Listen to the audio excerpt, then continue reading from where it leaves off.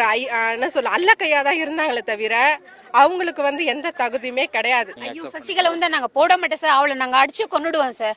அந்த மாதிரி பொம்பளை இருக்க கூடாது சார், அவதான் ஃப்ராடு சார். அவளை மாதிரி ஒரு ஃப்ராடு நாங்க பார்க்கவே இல்லை. நரித்தந்திரத்தில் இடம் கொடுக்க கூடாது என்று பொதுமக்களுடைய பணிவோடு கேட்டுக்கொள்கிறோம். ஒரு பெண் சிங்கமா இருந்தாங்க. அந்த பெண் சிங்கம் இருந்த இடத்துல ஒரு அசிங்கத்தெல்லாம் நாங்க வந்து ஏத்துக்கவே முடியாதுங்க. இந்த 72 நாள் ஹாஸ்பிட்டலில் இருந்த கதையை வந்து எங்களுக்கு இது வரைக்கும் ஒன்றுமே தெரியல. என் தாய் எப்படி மறைஞ்சாங்கன்றதே எங்களுக்கு சுத்தமாக தெரியல. அதை பற்றி அந்த சசிகலா அம்மாவுக்கு நடவடிக்கை எடுத்து எங்களுக்கு தகவல் கொடுத்தா எங்களுக்கு ரொம்ப நல்லா இருக்குன்றத நாங்கள் மனப்பூர்வமாக நினைக்கிறோம்.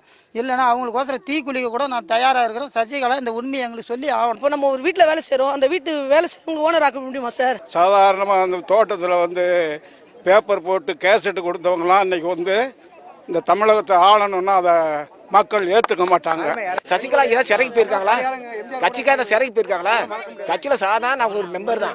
அம்மாவுக்கு தோழிங்கிறதுக்காக நம்ம எனக்கு கூட பல பேர் ஃப்ரெண்ட் இருக்கிறேன். அதுக்காக எனக்கு அப்புறம் என் ஃப்ரெண்ட்லாம் இவ்வளோ வரணும்னு போட முடியாது. அதெல்லாம் நாங்கள் ஏற்றுக்கவே முடியாது. அரசியல் அனுபவம் வந்து சசிகலாவுக்கு கிடையாது. புரட்சித் தலைவர் அம்மா அவர்கள் பேரை ஓப்பன் பண்ணும்போது அவங்கள அவாய்ட் பண்ணாங்க. அவர் வந்து உண்மையான உயிர் தோழி. சசிகலா பத்தி பெருமை பேசுற அவனை பெரியவளா சார். அவ அம்மாவுக்கு எவ்வளவு கஷ்டப்படுத்திருக்கா. அவ நான் சும்மா கட்டி அவ போய் சொல்லி ஸ்லோ பாய்சன் கொடுத்து அம்மா சாவடிச்சது அந்த முன்னதான் சார். இத்தனை நாள் வெளில முன்ன விட முன்ன செத்துலன்னு முன்ன வந்திருக்கால சார். அவளை சுட்டு பொசுக்கணும் சார். சத்தியமா என்கிட்ட 20 கொடுத்து அவளை சுட்டு பொசுக்கணும் சார். இல்ல அம்மாவே அவங்களுக்கு வந்து எந்த ஒரு பொறுப்பும் கொடுக்கல. அப்படி இருக்கும்போது அம்மா இது நல்லா இருக்காதுன்னு நினைக்கிறோம். இல்ல சார், ஏத்துக்க மாட்டோம். நாங்கள் ஏற்றுக்க மாட்டோம்.